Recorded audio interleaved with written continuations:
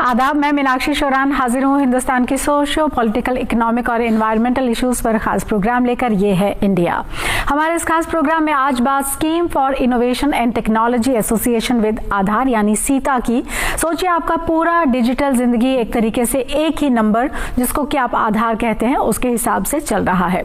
जब आधार महफूज अगर नहीं होगा तो फिर फ्रॉड, नकली आईडी या फिर ऑनलाइन फ्रॉड होने के भी चांसेस आपके साथ बढ़ सकते हैं। इसीलिए unique identification authority of India यानी UIDAI ने सीता यानी scheme for innovation and technology association with Aadhaar शुरू किया है। ये स्कीम स्टार्टअप, कॉलेज और इंडस्ट्री को जोड़कर आधार की हिफाजत और नई टेक्निक डेवलप करने में मदद करती है।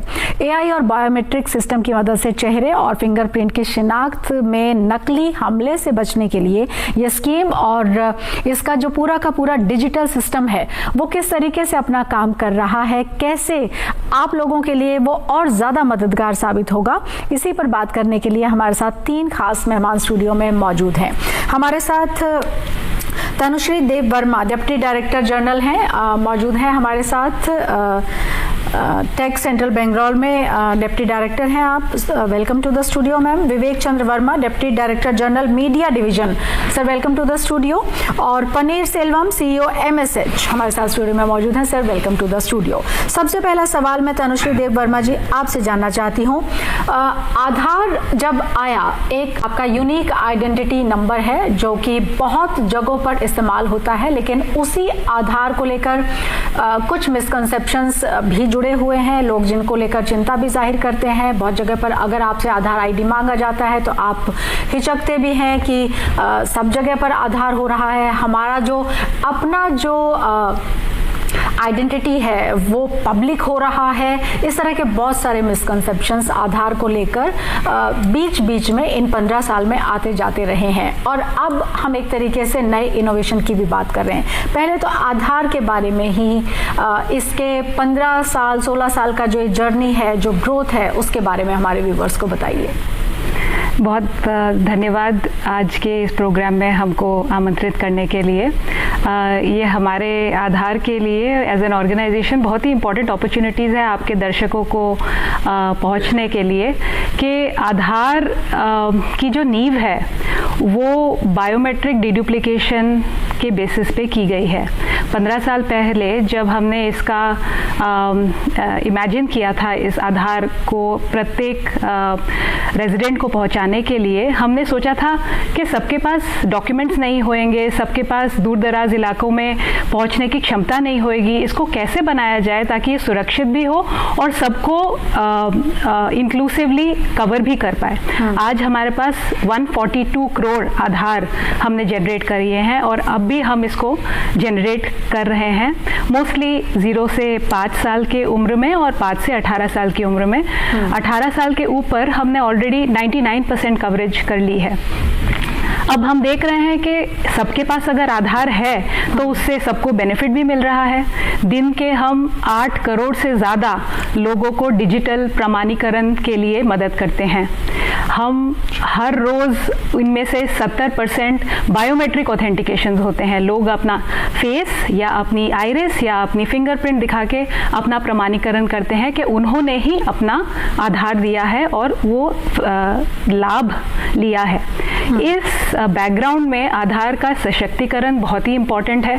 हम इंश्योर करते हैं कि हमारे जो यूज़र्स हैं उसका सही उपयोग करें। खाली आधार देखने में आधार दिखता है उसका विश्वास ना करें, उसमें जो QR कोड है उसको पढ़ें, उसको वेरीफाई किया जाए।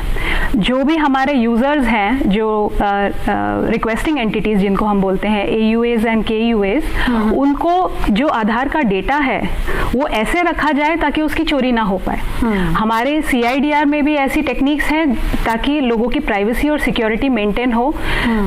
दुनिया भर में सबसे अच्छी टेक्नोलॉजी हमने अडॉप्ट की है ताकि ये सिक्योर एंड प्राइवेट रहे। बिल्कुल। तो इसलिए हम चाहते हैं कि आधार का जितना यूजेज हो उतना अच्छा है और हम इसको सिक्योर भी बनाए रखें। बिल्कुल। अगर मैं विवेक जी आपसे जानना चाहूँ तो बहुत सारे तो ऐसे मामले नहीं हैं जिसमें हम ये कह पाएँ कि बहुत क्वेश्चंस उठे हैं। हाँ, थोड़ा जो प्राइवेसी है उसको लेकर तो कुछ लोगों को लगता है, और क्योंकि अब तो हम बैंक सिस्टम से देख लें या अदरवाइज भी आधार आपका जो यूनिक आईडी नंबर है वो बहुत ही असेंशियल है एवरी सिटीजन ऑफ इंडिया के लिए। तो हमारा जो डिजिटलाइजेशन हुआ बहुत सारी चीज़ों का, उसमें तो आधार एक तरीके से हमारे लिए बहुत बड़ा बोन साबित हुआ है, बिकॉज आप नंबर ऑफ पेपर्स जो है उसको आपने एक तरीके से माइनस कर दिया है। If you have your unique identity number itself बहुत सारी चीज़ें हैं, बट हाँ, जिसका मैम ने जिक्र किया कि उसमें किसी तरह का इफ एंड बट नहीं होना चाहिए। उसकी जो आईडी है या फिर क्यूआर कोड है वो बहुत ही उसको हम एक तरह से ट्रस्टवर्दी बनाए रखें, उसके ऊपर लोगों का भरोसा हम कायम रख पाएं, और ये जो डिजिटलाइजेशन का जो दौर है इसमें हम उतनी ही मजबूती से आधार की पहचान को भी बनाए रखें। How important it is? नमस्कार। देखिए, जब से आधार हमारे यहाँ शुरू हुआ या उसके बारे में विचार शुरू हुआ इस देश में, कुछ भ्रांतियाँ इसमें रहीं शुरू में, और जिसमें जैसा आपने बोला कि प्राइवेसी को लेकर लोगों के दिमाग में शंकाएं थीं, और बाद में 2016 में ये कानून बना, और कानून में काफ़ी हद तक ये जितनी भी शंकाएं थीं और जो भ्रांतियां थीं लोगों के दिमाग में, जो भ्रम थे, उनको दूर करने का प्रयास किया गया। इसके बाद इसको सबसे ज़्यादा ताकत तब मिली जब इसका वो हमारे सर्वोच्च अदालत ने इसका पूरा विश्लेषण और विवेचना की, और इसमें सभी तरह के जितने संभावित लोगों के दिमाग में थे संदेह अपनी प्राइवेसी को लेकर के, उसका निवारण किया, और उसी के आधार पर जो हमारा कानून बना था उस कानून में थोड़ा बहुत बदलाव किया गया। उसके बाद से इस पूरे आधार की जो हम लोगों ने संरचना सोची थी, हमारे पहले जितने लोगों ने इसके बारे विचार किया था, इसको इंट्रोड्यूस किया था, उससे लोगों का विश्वास बहुत बढ़ गया, और इसको सारे ही लोगों ने, पूरे जितने भी निवासी हमारे देश के हैं, उन्होंने इसको एक्सेप्ट किया, और इसके लिए अपने आप को आधार नंबर पाना है, इसके लिए काफ़ी आपने देखा होगा काफ़ी होड़ भी रही, और अल्टीमेटली आज की तारीख में अगर हम देखते हैं तो 99% के आसपास, या एडल्ट का अगर खाली देखिए वयस्कों के लिए, तो लगभग 100% लोगों के पास आधार है। ऐसी स्थिति में इसके इस्तेमाल को लेके और इसका लाभ कैसे मिले उसको लेके हमेशा सरकार के अलावा जितनी भी हमारे यहाँ सेवा प्रदान करने वाली संस्थाएं हैं, चाहे वो बैंक हो जाए या इवन प्राइवेट सेक्टर हो जाए, वो सब लोग इसमें नए नए तरह के आइडिया लेके आते रहते हैं जी। इसमें एक ख़ास बात ज़रूर हम बोलना चाहेंगे कि आधार की जो टोटल संरचना थी वो न्यूनतम सूचना के आधार पर थी, और ऐसी स्थिति में हमारे पास बहुत ही न्यूनतम सूचना किसी भी इंसान की रहती है। और जैसा कि हमने आपको बोला, हमारा जो कानून में जितना भी चेंजेस हुए उसके बाद जो बायोमेट्रिक इंफॉर्मेशन जिसको बोलते हैं हम लोग, वो हम किसी के साथ भी किसी भी हालत में शेयर नहीं कर सकते। ये हमारे ऊपर कानूनी पाबंदी है जी। और यदि आपके दर्शकों को आपके माध्यम से हम ये भी विश्वास दिलाना चाहते हैं कि लगभग 16 साल 29 सितंबर को अभी हम लोगों ने अपना 16वां वर्ष मनाया जब हमारा पहला आधार इशू हुआ था 2009 में। तब से लेके आज तक एक बार भी हमारे डेटाबेस में सेंध नहीं लग पाई है। बहुत प्रयास होते हैं और आप हर बार साइबर सिक्योरिटी के बारे में कई तरह की चीज़ें सुनते रहते हैं जी। समहाउ आज तक ऐसा नहीं हुआ है, कोई इस तरह की इंसिडेंट हम लोगों के उसमें नहीं आया है कि जिसमें आधार का डेटाबेस या जिसमें लोगों से रिलेटेड जो सूचनाएं जो हमारे पास हैं सेफली सिक्योर्ड, उसमें किसी भी तरह की कोई सेंध नहीं लग पाई है। तो ये पूरा विश्वास रहना चाहिए सारे जितने भी लोगों के पास आधार नंबर है कि वो सही जगह पर है, सिक्योर्ड है, और उसका इस्तेमाल बिना उनकी जानकारी और सहमति के बिना कोई भी नहीं कर सकता। ये भी हमारे ऊपर एक कानूनी बाध्यता है जी जी। क्योंकि चाहे कोई संस्था भी अगर उनके आधार का इस्तेमाल करना चाहे या आधार से के विवरण का इस्तेमाल करना चाहे तो कानूनी तौर पे उसे उसकी सहमति उस व्यक्ति से लेनी पड़ेगी जिसका आधार है। जी जी। तो इन सारी स्थितियों में काफ़ी कानूनी प्रावधान इस तरह के बनाए गए हैं जिससे कि जितने भी लोग इसको प्राप्त करते हैं आधार नंबर को, उससे उनको ये बात का विश्वास हो सके कि इसका दुरुपयोग होने की संभावना कम से कम है। कम से कम है। ये तो बहुत ही अच्छी बात है और हालांकि हमारे व्यूवर्स भी इस बात को महसूस कर पा रहे होंगे और क्योंकि आसपास में भी और उन्होंने भी अपने अगर लाइफ में देखें तो इस तरह का अगर कुछ भी कोई नेगेटिव चीज़ नहीं सुनी है कि आपका डेटा कहीं पर लीक हो रहा है, आपकी जानकारियां कहीं पर जा रही हैं, तो ये बहुत ही अच्छी बात है और सर ने बहुत ही अच्छे तरीके से उसको एक्सप्लेन भी किया है। पनीर सेल्वम जी, आपसे अब मैं जो जानना चाहती हूँ, अब जो कि हम आज प्रोग्राम की बात कर रहे हैं सीता, जिसमें कि scheme for innovation and technology association with Aadhaar है। आधार का एग्जीक्यूशन अपने आप में बहुत इंपॉर्टेंट है। थोड़ी सी तो बात मैं उस पर जानना चाहूँगी आपसे कि हाउ वी एग्जीक्यूट इट, और फिर अब हम जब इसके एडवांसमेंट की बात कर रहे हैं, ये कितना इम्पॉर्टेंट है हमारे व्यूवर्स के लिए और उस एडवांसमेंट में क्या क्या आ जाएगा। नमस्कार और इस कार्यक्रम में मेरे को बुलाने के लिए बहुत बहुत शुक्रिया। आधार आज की तारीख में पूरा एक फाउंडेशन बन चुका है, एक आइडेंटिटी का, और हर एक इंडियन का पहचान है आधार। तो उसकी अगर जैसे आप आज की तारीख में इंडिया में सबसे बड़ा स्टार्टअप इकोसिस्टम बन चुका है, ऑलमोस्ट 2 लाख स्टार्टअप्स है, उनका जो भी काम हो रहा है उसके लिए कहीं ना कहीं आधार का एक फाउंडेशन और एक लिंक रहता है। और ये जो लिंक को हम पार्टनरशिप को हम और एक स्ट्रक्चर्ड माध्यम से एक प्रोग्राम बना के UIDAI अथॉरिटी ने एक सीता करके स्कीम लेके आए हैं और इस स्कीम की वजह से बहुत सारे स्टार्टअप्स को UIDAI के साथ मिलकर काम करने के लिए बहुत बड़ा मौका मिलेगा। और जैसे देश में UPI के ऊपर बहुत सारे स्टार्टअप्स ने अलग अलग तरीके की प्रोडक्ट्स बना के अलग अलग सॉल्यूशंस निकाल के आज कस्टमर्स को इतना आसान कर दिया, वैसे आधार के ऊपर भी स्टार्टअप्स ने सॉल्यूशंस बना के और आगे आने वाले टाइम पे आइडेंटिटी टेक एक अच्छा और महत्वपूर्ण प्लेटफॉर्म बन जाएगा जो क्वालिटी ऑफ लाइफ को इम्प्रूव करे। तो उस हिसाब से स्टार्टअप और UIDAI को साथ में मिलकर काम करना और उसको फैसिलिटेट करना हमारा मेडी स्टार्टअप हब का काम है इसमें। और इंडियन स्टार्टअप इकोसिस्टम आप जानते ही हैं बहुत इनोवेशन में और टेक्नोलॉजी में बहुत एडवांस तरीके से काम कर रहे हैं। और इस प्रोग्राम के माध्यम से ये आइडेंटिटी टेक एक सिर्फ इंडिया के लिए नहीं पूरा दुनिया के लिए भी काम आ सकता है। बिल्कुल मैम, जो मैं आपसे अब जानना चाहती हूँ तनुश्री जी, वो ये कि डिजिटली हम काफ़ी एडवांस हैं, बहुत सारे जो अपने आप को डेवलप्ड नेशन के कैटेगरी में रखते हैं उनसे भी कहीं ज़्यादा हम अगर डिजिटली देखें तो एडवांस हैं। वैसे में जब हम डिजी यात्रा की, डिजी लॉकर की, UPIs की, इन सब की बात करते हैं, वहाँ पर भी आधार का अपना एक इम्पॉर्टेंट रोल नज़र आता है। लेकिन जब हम सीता की बात करते हैं, क्योंकि इसमें हम आर्टिफिशियल इंटेलिजेंस की बात कर रहे हैं और साथ ही साथ इनोवेशन, टेक्नोलॉजी, इन सब चीज़ों को भी हम एक प्लेटफॉर्म पर लेकर आ रहे हैं। और क्योंकि हम ये भी जानते हैं कि आने वाला जो समय है वो आर्टिफिशियल इंटेलिजेंस और एडवांसमेंट और टेक्नोलॉजी इन सब का बढ़ेगा ही धीरे धीरे। तो वैसे में जो हमारा एक बेस बना हुआ है, एक फुल प्रूफ बेस बना हुआ है जिसमें कोई अभी लूप होल या किसी तरह का कोई डेंट नज़र नहीं आता है, वो और इसी तरीके से सीमलेसली एडवांस हो जाएगा और किन किन चीज़ों में कैसे कैसे काम आएगा, प्लीज़ एक्सप्लेन दैट। जी, आधार का फाउंडेशन आप बोल सकते हैं टेक्नोलॉजी है। जब हमने शुरुआती दौर में आधार नंबर देनी शुरू की थी, उसका ये बेसिस था कि एक इंसान को 2 आधार नहीं मिल सकते। क्यों?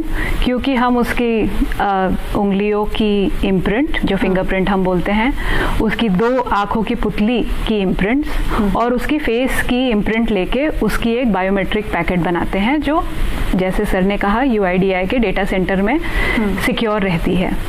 वो जब दूसरी बार आधार लेने की कोशिश करता है वो ले ही नहीं पाता है, क्योंकि हमें पता चल जाता है कि उसके पास ऑलरेडी एक आधार है और हम उसको ये इन्फॉर्मेशन देते हैं कि आप उसी आधार का इस्तेमाल कीजिए, आप दूसरे आधार का इस्तेमाल ना कीजिए, क्योंकि आपको मिल नहीं सकता है। ये जो टेक्नोलॉजी का परिकल्पना की गई थी ये उस टाइम पे असंभव थी इंडिया की पॉपुलेशन स्केल में, जहाँ पे आपको पता था कि 100 करोड़ से ज़्यादा पॉपुलेशन होएगी। उसमें आपको किसी को ढूंढ के निकालना प्रत्येक बार और 100% टाइम्स विदाउट एनी मिस्टेक्स, उसी टाइम से वो टेक्नोलॉजी हमने अडॉप्ट की थी जब कोई भी और कंट्री उसको परिकल्पना नहीं कर सकता था, सोच ही नहीं सकता था। उस टाइम से अभी तक हमने टेक्नोलॉजी के विभिन्न क्षेत्र में, चाहे वो हमारा डेटा सेंटर हो जो कंट्री में सबसे उन्नतम डेटा सेंटर माना जा सकता है, चाहे हमारे सिक्योरिटी नॉर्म्स हो जहाँ में इंफो सिक्योरिटी हम अडॉप्ट करते हैं, वो टेक्नोलॉजीज भी हम हाईएस्ट मतलब one of the best in the country हम अपने आप को बोल सकते हैं। चाहे वो यूज़ ऑफ, जैसे आपने बोला AIML हो, आज की बात नहीं है, हम 4-5 साल पहले से AIML का इस्तेमाल कर रहे हैं जब इसके बारे में बात भी नहीं की जाती थी। और बाकी चीज़ें जिसको हम सशक्तिकरण बोलते हैं डिजिटल आईडी की, विभिन्न तकनीकी प्रणालियों से हमने डिजिटल आईडी को प्रोटेक्ट किया है, उसका यूजेज को भी बढ़ाने की चेष्टा की है। बट आज हम उस दौर पे हैं जब टेक्नोलॉजी इतनी जल्दी चेंज हो रही है, हम अगर एक इंस्टीट्यूशनल मैकेनिज्म ना करें तो वो हम पीछे रह सकते हैं। इसी को मद्दे रख के हमने एक स्कीम की परिकल्पना की है जिससे हम open innovation and digital sovereignty and intellectual sovereignty, मतलब हम स्वदेशीकरण करना चाहते हैं। हमारी जो भी टेक्नोलॉजीज़ है वो हमारी इंडिया के अंदर बने, उसका डेवलपमेंट हमारे देश के अंदर बने, ताकि हमारे डिपेंडेंस ऑन दूसरी कंट्रीज बिल्कुल हट जाए। इससे हमें इंडिपेंडेंस मिलती है, हम जो आत्मनिर्भर भारत की बात करते हैं उसका उद्देश्य लाभ होता है, और digital sovereignty and technology sovereignty भी हमें अचीव कर पाते हैं। तो हम ये चेष्टा कर रहे हैं कि हम स्टार्टअप इकोसिस्टम, जैसे पनीरसेल्वम जी ने कहा, हमारी जो एकेडमिक इंस्टीट्यूशंस, रिसर्च इंस्टीट्यूशंस हैं जहाँ पे बहुत अच्छा काम हो रहा है, और हमारी जो इंडस्ट्रीज हैं, जो हमारी इंडिजिनस इंडस्ट्रीज हैं, उनके साथ कोलैबोरेट करने के लिए, ओपन इनोवेशन करने के लिए एक माध्यम तैयार किए हैं, जिससे हम विभिन्न पड़ावों में अलग अलग टेक्नोलॉजीज, अलग अलग प्रॉब्लम स्टेटमेंट्स हम लेके जाएंगे, आमंत्रित करेंगे ऐसे स्टार्टअप्स एंड इंडस्ट्रीज को एंड एकेडमिक इंस्टीट्यूशंस को कि आप इस प्रॉब्लम स्टेटमेंट को कैसे सॉल्व करेंगे, आपको इसके लिए क्या सपोर्ट चाहिए होएगा, पैसे चाहिए हैं या फिर इंफ्रास्ट्रक्चर चाहिए, मेंटरशिप चाहिए, इंक्यूबेशन चाहिए। ये सारे स्कीम की परिकल्पना में हमने डाले हैं ताकि हम स्ट्रक्चर्ड वे में एंगेजमेंट कर पाए, इनको प्रोत्साहन दे पाए। पनीरसेल्वम जी से फिर हम पूछ सकते हैं कि सर ये कैसे स्ट्रेटेजिक पार्टनर आप कैसे उसमें होंगे, जो इंक्यूबेशन सेंटर्स हैं उनको आइडेंटिफाई करना, उनके ऊपर काम करना, या आपकी तरफ से जो सजेशंस रहेंगे उसको एग्जीक्यूट कैसे करना, ये सब चीज़ों के बारे में क्या विचार है आपका? ये जो सीता स्कीम है, इसका सक्सेस ज़्यादा तक इनकी स्टार्टअप और एकेडमिक इंस्टीट्यूशन की पार्टिसिपेशन के ऊपर डिपेंड होता है। जितना स्टार्टअप्स है जो प्रॉब्लम स्टेटमेंट्स को सॉल्व करने के लिए आगे आके उनकी जो आइडियाज़ है, सॉल्यूशंस को यूटिलाइज करते हैं और सामने रखते हैं, तभी हमको ये जो प्रॉब्लम स्टेटमेंट्स को सॉल्यूशन मिलना प्राचित है। तो हम ये मेटी स्टार्टअप में फ़िलहाल हमारा ऑलमोस्ट 6000 के ऊपर स्टार्टअप्स हमारा डेटाबेस में हम उनके साथ काम कर रहे हैं। और पूरा देश में कम से कम 150 इंक्यूबेटर्स जो हैं उनके साथ हम काम कर रहे हैं।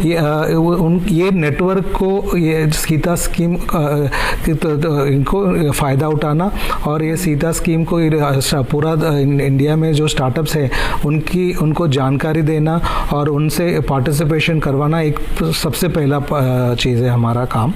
दूसरा चीज़, उनको जो भी जैसे मैडम ने बताया था, उनको ये स्कीम में पार्टिसिपेट करने के लिए और उसमें सक्सेसफुल होने के लिए उनको क्या चीज़ों का ज़रूरत है, मेंटरशिप हो, उनको किस तरह की लोगों का सपोर्ट, टेक्निकल मेंटरशिप बोलते हैं, बिजनेस मेंटरशिप बोला जाता है, और उनको फंडिंग सपोर्ट, अगर उनको प्रोटोटाइप करना है, कुछ प्रोडक्ट डिज़ाइन करना है, ये सब चीज़ों का उनके साथ देना और एकेडमिक पार्टनर्स को प्रोग्राम में लेके आना और उनके भी सपोर्ट करना, मेटी स्टार्टअप हब का एक अहम रोल है इस सीता की और UIDAI के साथ काम करने के लिए। Okay, do you face any sort of challenges Vivek Chandra Verma ji, क्योंकि इसका हार्डवेयर है, सॉफ्टवेयर है, इसका एग्जीक्यूशन है, ऑल्दो आपने बताया हमें कि बहुत ही फुल प्रूफ है सब कुछ, बट स्टिल अगर हम एक एडवांसमेंट की बात कर रहे हैं, बेस अगर हम आधार को बना रहे हैं और हम अब सीता की बात कर रहे हैं, तो इसके एग्जीक्यूशन में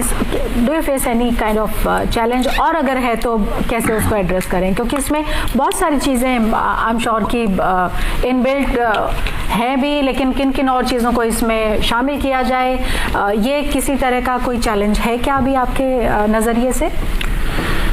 देखिए, सीता स्कीम का जो पूरी परिकल्पना की गई, जैसा कि अभी बताया हमारे सहयोगियों ने, इसमें यह है कि चूंकि इतना इनोवेशन हमारे इस देश में हो रहा है और इवन विश्व में अगर आप देखिए तो बहुत तरह के इस तरह के नए नए आइडिया और इनोवेशन होते हैं जिसमें भारतीयों का बड़ा अहम रोल रहा है। एग्जैक्टली।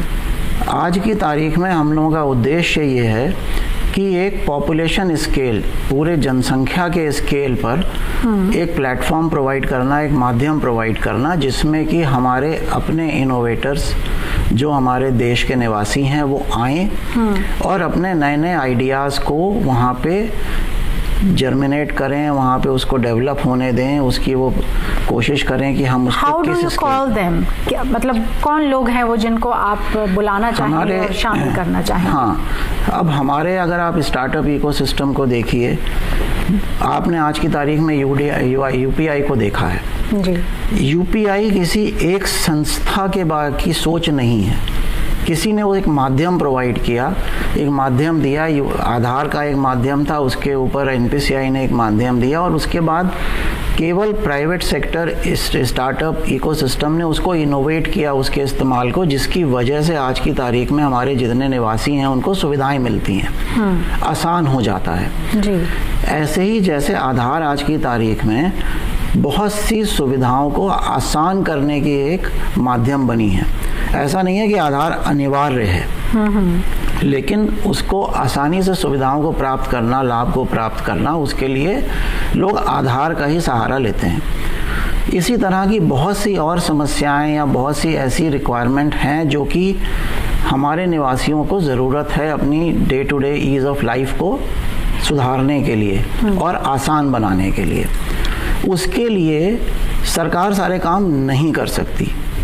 इसके लिए जो हमारे स्टार्टअप इकोसिस्टम है वो रोज़ नए नए आइडिया लेके आ सकते हैं, तो उनको मगर एक माध्यम नहीं मिलता कि वो अपने आइडिया को कहाँ आगे ले जाके डेवलप करें। उनको एक हैंड होल्डिंग चाहिए, उनको एक सहारा चाहिए कि वो कैसे इस अपने आइडिया को आगे बढ़ाएं और जिसका इस्तेमाल भारत देश जैसी जनता के लाभ के लिए किया जा सके। ऐसे लोग जो हैं अपने आइडियाज़ को यहाँ लेके आ सकते हैं। इसीलिए हम लोगों ने स्ट्रेटेजिक पार्टनर, जैसा आपने देखा MSH को भी रखा है और भी संस्थाओं को रखा है। ये ही लोग हैं जिनको पता है कि किस तरह के लोग किस तरह के काम कर रहे हैं, उनको हम लोग यहाँ लेके आते हैं।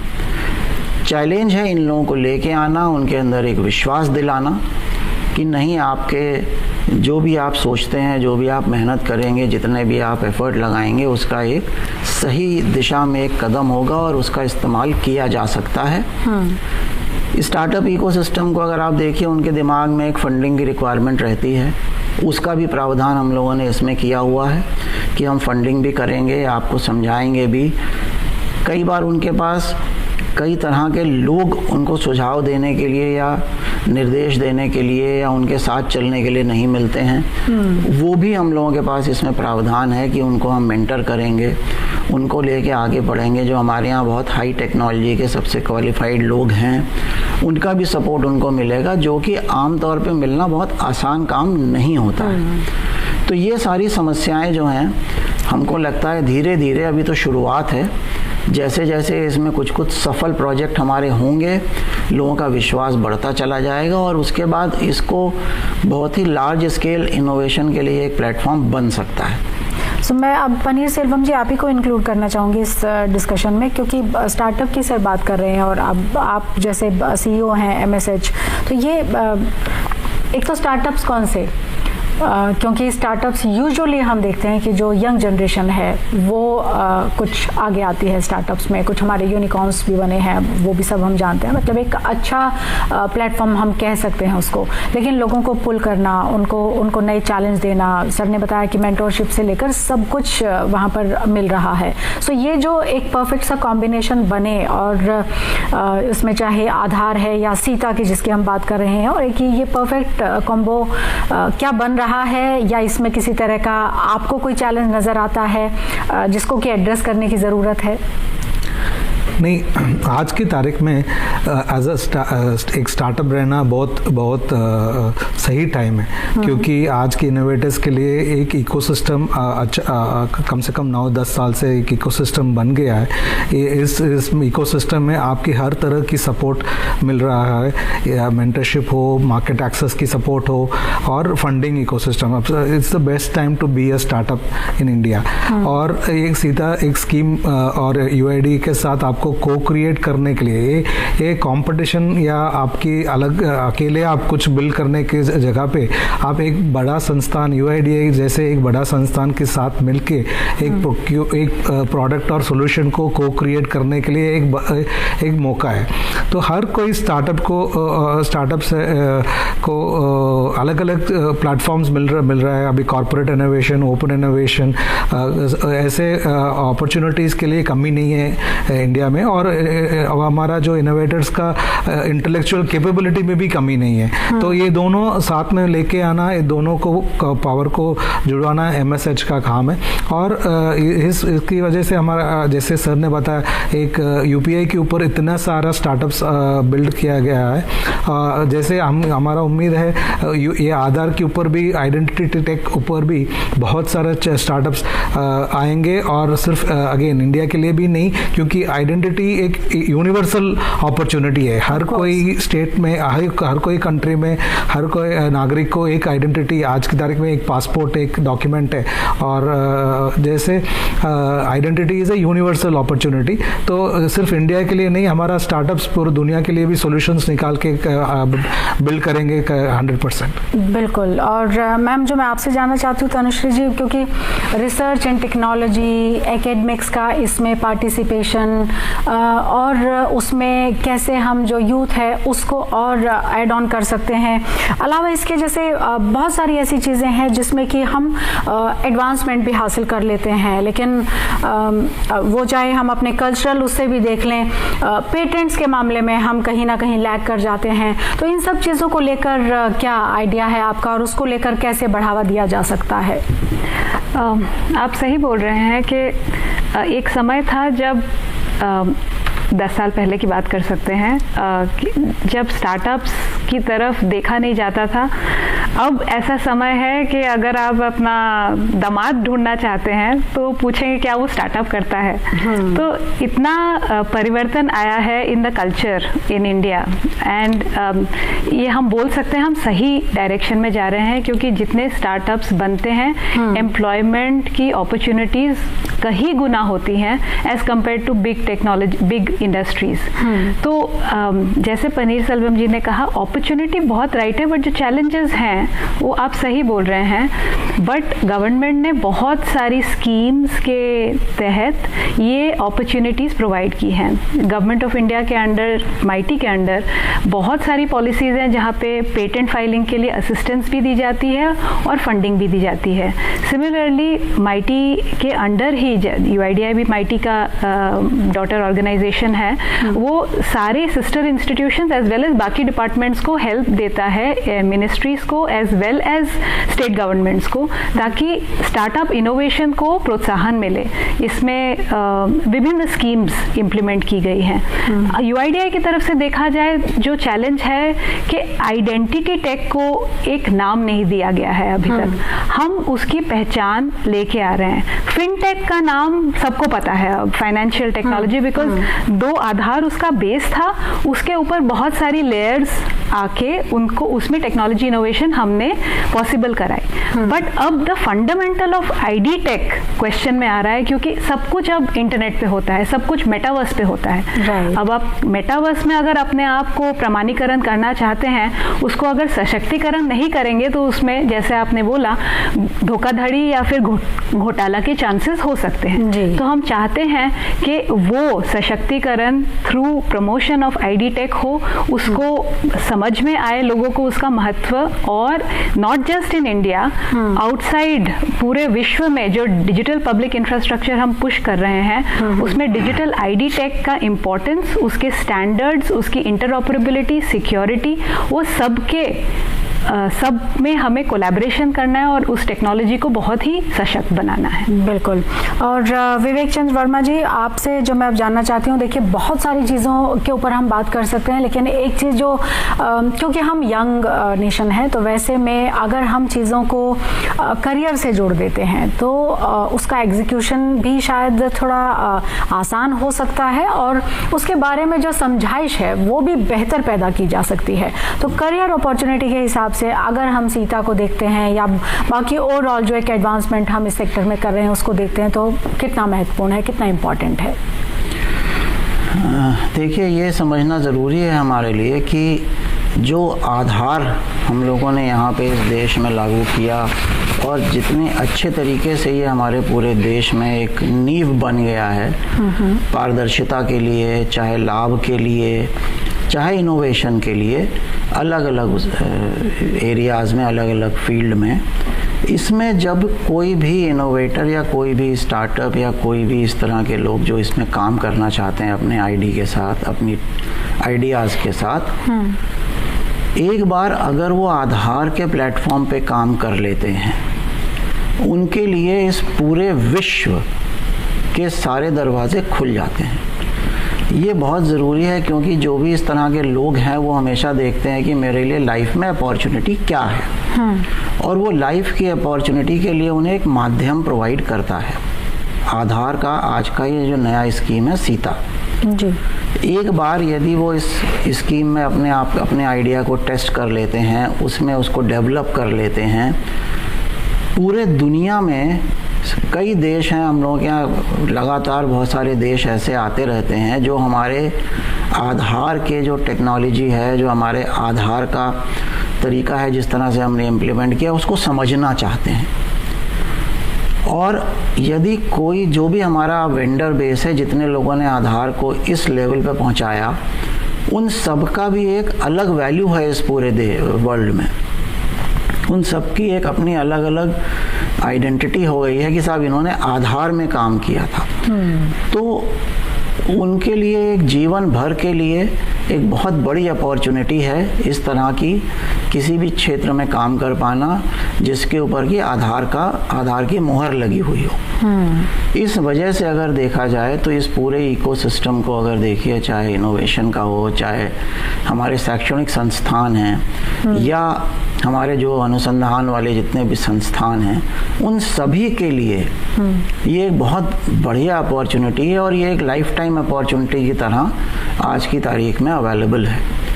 इसको इस्तेमाल करने की ज़रूरत है और मेरे ख्याल से लोग जब जैसे जैसे इस पे लोग आते चले जाएंगे, उनको इसके फ़ायदे समझ में आएंगे। जी जी। तनुश्री मैम, ये जो क्योंकि अब हम AI की भी बात कर रहे हैं और AI जो कंपनीज़ हैं या AI में जो लोग इन्वॉल्व हैं और AI के एडवांसमेंट को लेकर और भी ज़्यादा और उसके यूजेस को लेकर कि कैसे बढ़ाया जाए, कैसे और ज़्यादा टेक्नोलॉजी का इस्तेमाल किया जाए, उनके लिए भी जो ID है वो तो एक इम्पॉर्टेंट फैक्टर होगा। सो ये कोलैबोरेशन किस तरह का हो सकता है, इसमें किस तरह की अपॉर्चुनिटी हो सकती है, क्या बताएंगे आप हमारे व्यूवर्स को? जैसे कि मैंने बताया कि AI का यूजेज आधार में हम 5-6 सालों से कर रहे हैं, बट शुरुआती दौर में हमने उसको बस बायोमेट्रिक्स में यूज़ किया था। आज भी उसका महत्वपूर्ण बहुत है। एग्जाम्पल के लिए ले सकते हैं कि हम जब अपना अंगूठा या फिंगरप्रिंट डालते हैं कहीं पे, तो इसका क्या भरोसा है कि उसका दुरुपयोग ना किया जाए।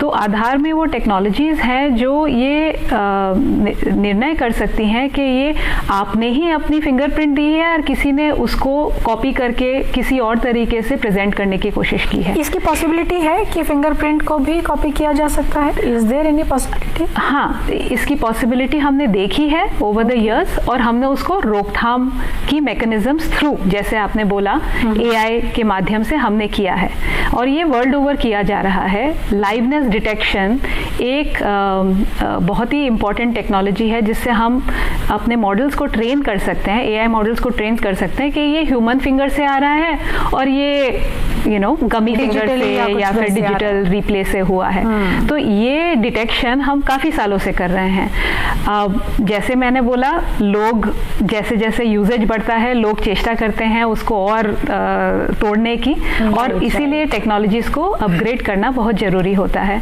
अब हम देख रहे हैं कि with large language model utilisation हम इसका यूज़ कहीं और पे ही लेके जा रहे हैं। चाहे हम ChatGPT की बात करें, लार्ज लैंग्वेज मॉडल्स अब सबके पास हैं और ये अवेलेबल भी हो गए हैं सबके साथ। तो धोखाधड़ी करना बहुत आसान हो गया है। आप पैन किसी का भी बना सकते हैं, वो देखने में बिल्कुल पैन जैसा दिखता है, लेकिन जब तक उसका प्रमाणीकरण ना करे पैन के डेटाबेस के साथ, आपको पता ही ना चले वो करेक्ट पैन है। तो इन सब को पकड़ने के भी तरीके आ गए हैं through the use of large language models and new AI models, जिससे हम पता कर सकते हैं ये इसमें धोखाधड़ी की गई है, ये करेक्ट डॉक्यूमेंट नहीं है। इन एडिशन, जैसे हम CRM की बात करते हैं, अब हमारे कस्टमर बेस को हमें पहुंचना है, उनकी जो असुविधाएं हैं उनको कॉल पे लेना है, उनकी ईमेल्स को एक्सेप्ट करना है, उसमें भी स्पीड लाने के लिए हम लार्ज लैंग्वेज मॉडल्स का यूटिलाइजेशन कर रहे हैं। तो विभिन्न तरीकों से हमने AI को अडॉप्ट कर लिया है, और भी बहुत सारे यूज केसेस आएंगे और हमें खूब जल्दी उनको अडॉप्ट करना पड़ेगा, फास्ट अडॉप्ट करना पड़ेगा, ताकि उसकी एंड बेनिफिट हमारे रेजिडेंट को जा सके। वो भी उस समय पर जब हम रोजाना टेक्नोलॉजी को बदलते हुए देख रहे हैं, और जब हम टेक्नोलॉजी बदलने की बात कर रहे हैं तो उसमें उसके जो प्रोज एंड कॉन्स हैं वो दोनों ही हमको विटनेस तो करने ही पड़ते हैं, चाहे हम कितना भी बहुत अच्छे तरीके से करने की एग्जीक्यूशन चीज़ें सोच लें। मैं दोनों से एक ही तरह का सवाल है, क्योंकि विवेक चंद्र जी आपसे भी और पनीर सेल्वम जी आपसे भी, क्योंकि विवेक जी आपने जिक्र किया कि आप पैसे के लिहाज से भी मतलब फंड के लिहाज से भी मदद करते हैं, इन्वेस्टमेंट भी एक तरीके का ओपन रखा हुआ है, इंफ्रास्ट्रक्चर को लेकर भी हम बात और काम कर रहे हैं, वो सब भी है। तो वैसे में ये जो कॉम्बिनेशन है कि पनीर सेल्वम जी और आपका, और बीच में जो गैप है वो गैप ना रहकर वो ब्रिज बन जाए, उसको लेकर पहले विवेक जी आपसे सवाल है, फिर मैं आऊँगी पनीर सेल्वम जी आपके पास। देखिए, जो इंफ्रास्ट्रक्चर को लेकर के आपने प्रश्न उठाया है, AI और ML, जिसको हम लोग आजकल AI ML की भाषा में एक साथ इस्तेमाल करते हैं, एक बहुत आवश्यक रिक्वायरमेंट है इंफ्रास्ट्रक्चर की, और ये महंगा इंफ्रास्ट्रक्चर है। और इन सब चीज़ों के लिए एक काफ़ी बड़े डेटाबेस की आवश्यकता होती है। जब हम इस तरह का कोई भी मॉडल की परिकल्पना हमारा इनोवेटर करता है, तो उसको अपना उस संरचना का या उस परिकल्पना को टेस्ट करना पड़ता है। उसके लिए उसे बहुत हैवी हाई कॉस्ट इंफ्रास्ट्रक्चर की ज़रूरत पड़ती है, और साथ ही उसको एक डेटाबेस की भी आवश्यकता होती है। तो जो सबसे बड़ी चीज़ इस स्कीम के साथ हम प्रोवाइड कर रहे हैं एक माध्यम को, वो है वो इंफ्रास्ट्रक्चर पे उस चीज़ को टेस्ट कर पाना। और हमारे आधार का डेटाबेस, जो आज की तारीख में दुनिया का सबसे बड़ा बायोमेट्रिक डेटाबेस है, उसके कुछ पोर्शन पे वो टेस्ट कर सकता है यदि वो हमारे बाकी सारे मानकों पे खरा उतरता है तो। तो ये एक ऐसी अपॉर्चुनिटी है जो किसी को नहीं मिल सकती, और इसके लिए किसी भी स्टार्टअप को या कोई भी आइडिया अगर डेवलप हो रहा हो तो उसको बहुत ज़्यादा पैसा खर्च करना पड़ता है। तो ये तो एक सुविधा है जी। इनके अलावा जो फंड की रिक्वायरमेंट है, क्योंकि स्टार्टअप को हम ये नहीं मान सकते हैं कि उसके पास बहुत पैसा है और वो खर्चा कर सकता है, कोई बहुत बड़ी इंडस्ट्री नहीं है। तो उनका हम लोग जब वो कोई भी प्रपोजल या प्रस्ताव आता है इस तरह का, तो उसके ऊपर एक फंडिंग का पूरा प्लान फाइनल होता है और जैसे जैसे वो एक एक स्टेज पार करता चला जाता है उसके हिसाब से उसको पैसा भी दिया जाता है जी। और इसमें एक चीज़ और है जो कि इन सारे जो भी इस तरह के लोग आते हैं या छोटी कंपनीज आती हैं या इवन बड़ी कंपनीज आती हैं, उसमें एक बहुत मुख्य मुद्दा हमेशा आप अक्सर अखबारों में पढ़ते रहते हैं, वो होता है IPR का, इंटेलेक्चुअल प्रॉपर्टी का, कि भाई ये किसका इनोवेशन माना जाएगा। तो सीताप में हम लोगों ने यह प्रावधान कर रखा है कि ये जिस बंदे ने, जिस कंपनी ने, जिस इंसान ने इसके बारे में विचार किया, सोचा, IPR का भी अधिकार या तो उसके पास या हम दोनों के पास रह सकता है। पेटेंट इसमें लागू होता है किसी तरीके से, मदद करता है या अप्लाई करेंगे तभी होगा? पेटेंट तो आपको तभी मिलेगा जब आप किसी भी अपने आइडिया को या अपनी किसी प्रोसेस को रजिस्टर कराना चाहते हैं। ओके। उसके लिए IPR होना भी आवश्यक है। तो चूंकि इसमें हम IPR के ऊपर ये बंधन नहीं लगा रहे हैं कि चाहे हमने पैसा दिया इसका ये मतलब नहीं है कि IPR हमारा हो गया। ये निर्णय लिया जा सकता है इस बात को ध्यान में रखते हुए कि क्या ये हमारी सुरक्षा और प्राइवेसी के लिए खतरा हो सकता है, तो अलग बात है। अदरवाइज ये जितना भी IPR है वो उसी बंदे का होगा या उस कंपनी का होगा जिसने इस तरह के कंसेप्ट को सोचा और हमारे साथ इसको डेवलप किया। जी जी। पनीरसेल्वम जी, क्योंकि आप MSH को रिप्रेजेंट कर रहे हैं तो इसलिए भी मैं जानना चाहती हूँ, क्योंकि हमने इन्वेस्टमेंट इंफ्रा की और ये सब की बात हम कर रहे हैं, पोटेंशियल कितना आपको इसमें नज़र आता है? और नंबर ऑफ़ एप्लीकेशंस उसको कहना ज़्यादा सही है, या नंबर ऑफ़ पीपल जो कि इसमें इंटरेस्ट शो कर रहे हैं, नंबर ऑफ़ स्टार्टअप्स जो इसमें इंटरेस्ट शो कर रहे हैं और वो एक लॉन्ग रन में आगे जाना चाहते हैं, कितना ग्रीन सिग्नल है इस सब को लेकर? बहुत सारा है एक्चुअली, काफ़ी। आइडेंटिटी टेक एक्चुअली जैसे मैम ने बताया ये ऑलरेडी चल रहा है। आइडेंटिटी टेक इज़ ऑलरेडी ये अपना UPI की सब एक फाउंडेशन जैसे आधार है, तो आइडेंटिटी टेक बहुत सारे जगह पे KYC और सब जगह पे अभी फ़िलहाल इस्तेमाल हो रहा है। अभी इस सीता की स्कीम के रूप में एक फोकस्ड अटेंशन जो UIDAI के साथ मिलके ये आइडेंटिटी टेक को आगे बढ़ाना एक प्लेटफॉर्म है बढ़ाने के लिए। और काफ़ी स्टार्टअप्स ऑलरेडी इसमें बहुत एक्साइटेड है। काफ़ी सारे स्टार्टअप्स हमसे ऑलरेडी बात करने लगे हैं ये कैसे इसमें हिस्सा लें और उनका सॉल्यूशंस को इसमें को क्रिएट करने के लिए उनका प्रोसीजरल इंक्वायरीज भी आ रहे हैं। सो काफ़ी एक्साइटमेंट है स्टार्टअप इकोसिस्टम में ये आइडेंटिटी टेक की प्रोग्राम की बेसिस पे। और हमारा जो इनोवेटर्स सबसे एक अहम चीज़ है आपके पास टेक्नोलॉजी और आइडिया एग्जीक्यूशन कैपेबिलिटी होना चाहिए। बाकी सपोर्ट सिस्टम हम फैसिलिटेट करेंगे, UIDAI हो, MSH हो, मेटी एज और मिनिस्ट्री आपके हर, जैसे मैम ने बताया था पहले, हर स्टेज में आइडियाज़ टू IPO तक हर स्टेज में सपोर्ट करने के लिए हैंड होल्डिंग और फाइनेंशियल सपोर्ट के लिए भी स्कीम्स काफ़ी सारे हैं। तो आपको सिर्फ एक आपका टेक्नोलॉजी कैपेबिलिटी होना चाहिए, एग्जीक्यूशन कैपेबिलिटी होना चाहिए और इसमें काम करने के लिए इंटरेस्ट होना चाहिए। ओके, तो मैम अब हम थोड़ा समअप की तरफ बढ़ रहे हैं। तो एक जो चैलेंज की तो हमने बात की है, लेकिन होप की भी मैं बात करना चाहती हूँ, क्योंकि UIDAI जिसके बारे में कहा कि एक तरह से एक फुल प्रूफ सिस्टम है हमारा, उसमें किसी तरह का कोई लीकेज उस तरीके का रजिस्टर्ड मामला नहीं आया है, ये अपने आप में बहुत अच्छी बात है।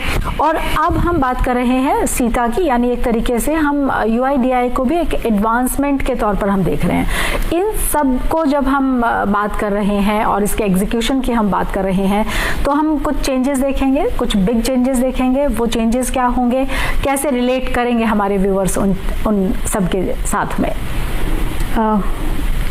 UIDAI सही डायरेक्शन में स्टेप हमने लिया है ये, और मुझे लगता है खूब जल्दी हमें इसके फ्रूट्स हम इसको ले पाएंगे। जैसे हमने लास्ट चैलेंज जो प्रथम पड़ाव में हमने 3 चैलेंजेस फ्लोट किए हैं, उसमें आपने देखा है पनीरसेल्वम जी ने भी अफर्म किया है कि बहुत इंटरेस्ट आ रहा है।